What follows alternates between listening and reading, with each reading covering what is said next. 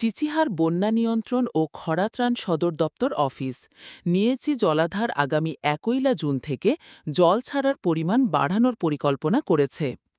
এই পদক্ষেপটি নেওয়া হয়েছে বিশেষত খরা পরিস্থিতি মোকাবেলা এবং স্থানীয় শিল্প, কৃষি ও সাধারণ মানুষের জলের সরবরাহ নিশ্চিত করার জন্য।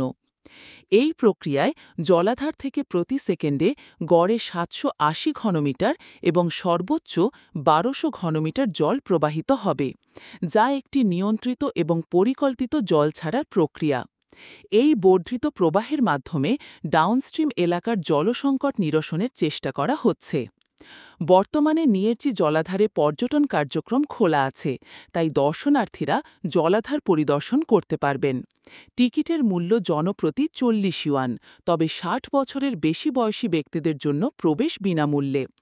নিয়েচি জলাধার একটি বহু উদ্দেশ্যমূলক প্রকল্প, যা জলবায়ু পরিবর্তনের চ্যালেঞ্জ মোকাবেলায় অত্যন্ত কার্যকর। বর্তমান ঘোষণাটি একটি সুচিন্তিত পদক্ষেপ, যা শিল্প খাতের জলের চাহিদা পূরণের পাশাপাশি পর্যটকদের জন্য এর দ্বার উন্মুক্ত রাখছে।